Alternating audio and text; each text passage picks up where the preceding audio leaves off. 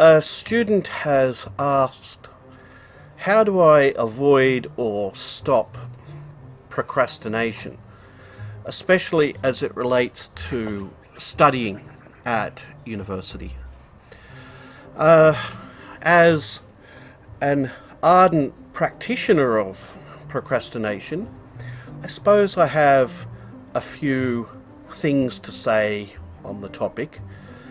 So this is my advice about avoiding procrastination.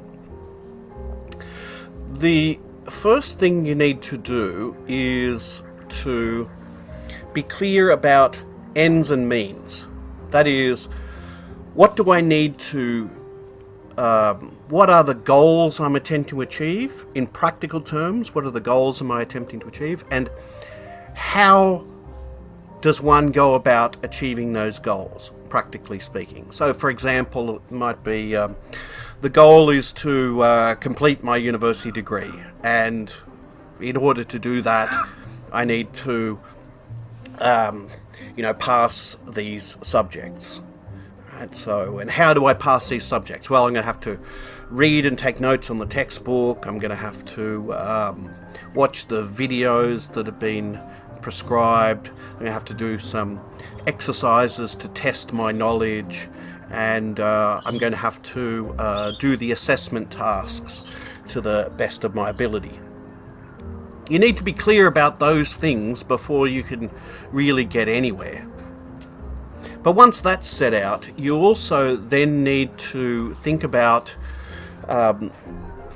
why are you doing these things? What's your overriding drive, or what's your overriding motivation, your ultimate goal? It's important to have some kind of clear notion about why you're doing something, or the reason that you're doing something. Otherwise, it's very hard to want to do it in the first place. So there's no real specified list of motivations or reasons why anyone should do something. That will be dependent on you as an individual. But you should think carefully about really why you are doing what you're doing, why you're doing your degree, why you're doing these subjects. It might be that, my motivation is, family expectations. My family expects me to pass these subjects and I want to please my parents or something like that. It might be that you have some kind of material goal in life. That is, I want to get this degree in order to get a good job that enables me to increase my standard of living. Or it might be, I want to do this degree so I can get a job which is meaningful to me, that I think will be fulfilling to me in my life. Or you might just have a motivation that's based on your internal, intrinsic interest in the subject matter itself. If you don't have any clear motivation that you can think of, then that's tricky, but I think all I can advise in that case is that you kind of have to invent one. You have to invent your own motivation. And try and convince yourself that this is why I'm doing what I'm doing.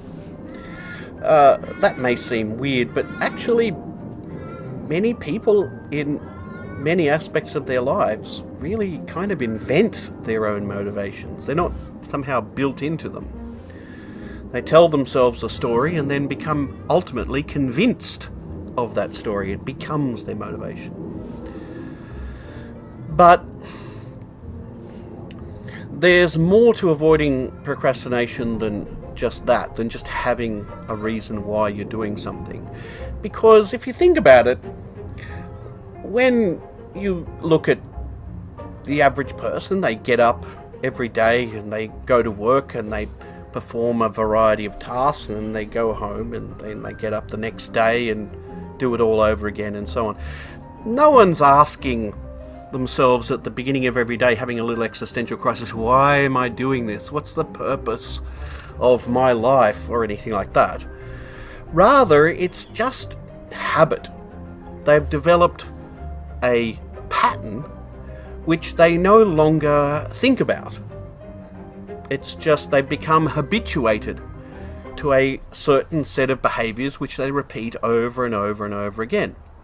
In a sense, they're kind of sleepwalking through life in a way, which isn't necessarily a bad thing. It can be absolutely crucial to avoiding procrastination, because if that habituation is to something which achieves your goals, then voila, you will automatically start to achieve your goals which you've consciously thought about at some point.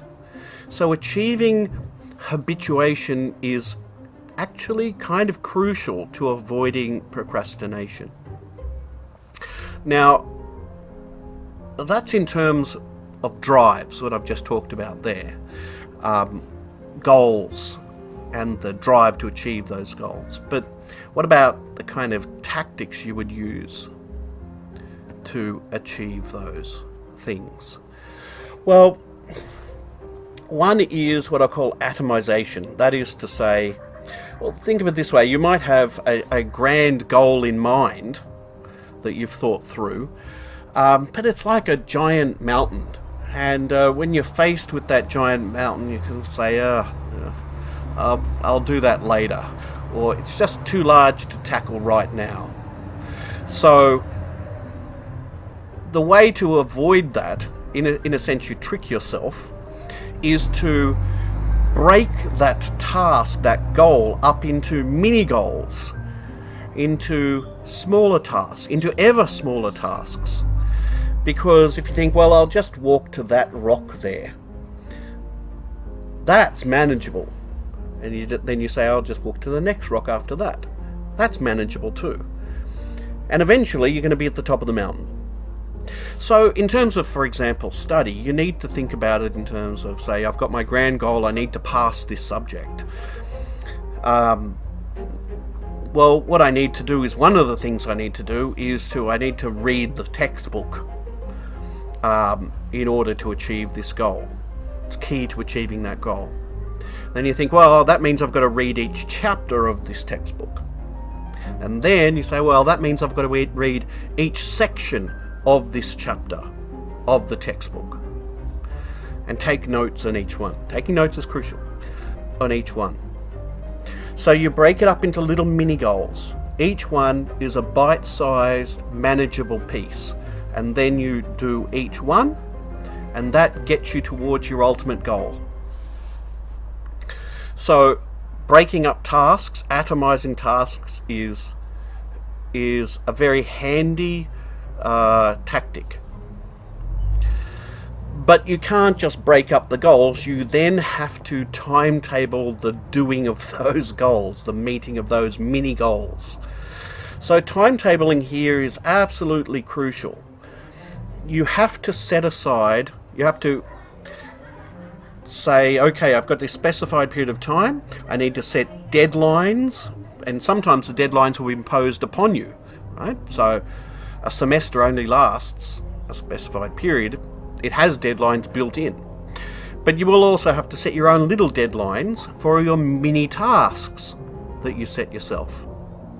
So you have to say, okay, how am I going to divide up this month into weeks? And how am I going to divide up the time I spend within each week? How am I going to divide up the time I spend each day? You need to timetable your mini tasks within specified periods each day and week and so on. And then you have to, in those specified periods, you clear the slate, so to speak. You remove all other tasks which you could conceivably be engaged in. So you are literally have nothing else to do except the specified tasks that achieve your goal in that time period, in that day, for example. And you have to schedule it out over in regular intervals. Okay, so you can see here how the timetabling helps to create habituation. So something becomes a habit. You don't have to constantly think about, oh, I need to do this. It just becomes a kind of a sleepwalking activity towards your goal.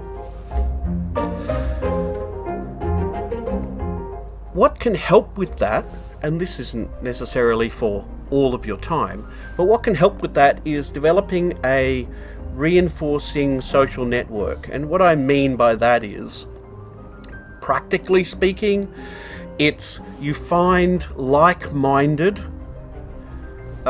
students who have the same issues as you. They want to avoid procrastination too. They're committed to they want to avoid it. One or two, no more than that. And you make promises to each other to meet for specified periods of time, timetabled, throughout the semester, every week, for example, to work on your particular subject or your particular unit. And this isn't a chat session or anything like that. It's you're meeting up with, say, one other person at a specified time and place. You promise to do that, and you just sit and you silently work together. Okay? You don't talk to each other or anything like that. That's not its purpose. However, you can, of course, it's handy if you're both doing the same subject, because you can then periodically ask each other questions. I don't get this, do you understand that, or something like that. But that's not its main purpose. Its main purpose is really it's a kind of a trick to create an obligation to sit down and work for a specified period of time.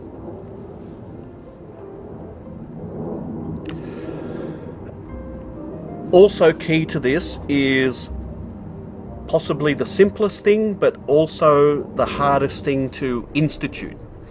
And that is eliminating distractions and temptations in your timetabled periods where you're achieving your mini tasks or mini goals. Now, these days, the primary distractions and temptations are the internet and your friends. And both of those things these days are embodied within your mobile phone. So, as difficult as this is, for the time periods which you've set aside for your tasks, you have to turn off your mobile phone. It's crucial, because if you don't, it will always be there as an itch, longing to be scratched. And it will always be a temptation sitting there. I'll just quickly check my Facebook updates, see what's happening. Or I'll just quickly respond to my friend send me a text. I'll just quickly answer it. Or you know what? I think I'll just have a little break and watch that episode of blah blah on Netflix. As soon as you go down that path, you're done. You're on the road to hell. That leads you into procrastination, and it's very hard to escape from that. So you have to remove the temptation completely in the first place. And lucky last, you need to take specified breaks in your timetabled task activities.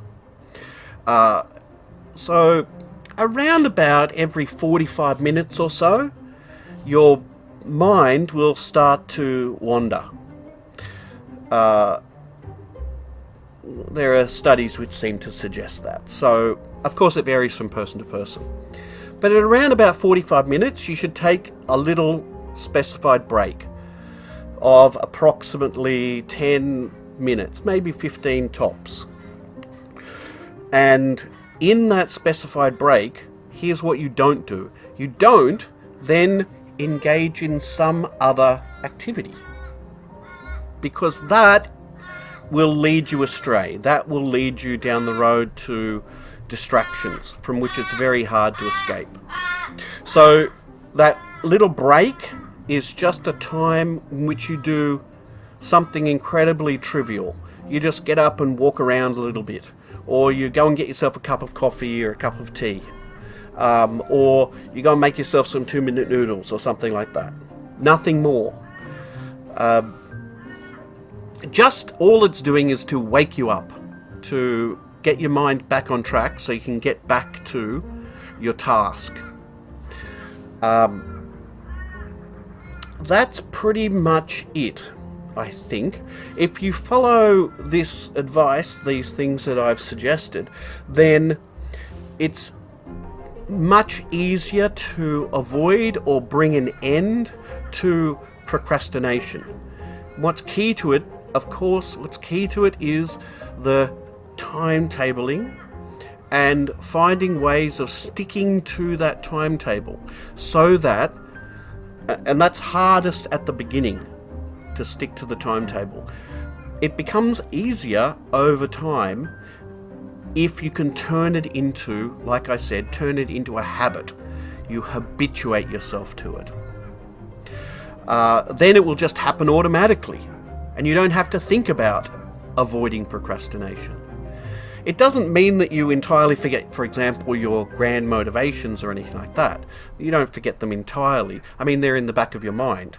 But you will only pull out that motivation every now and then and remind yourself, why am I doing this? On the whole, the key is to get to the point where you don't have to constantly think about that all the time. Alright, so that's pretty much my advice. Good luck with your studies. I hope you don't need it.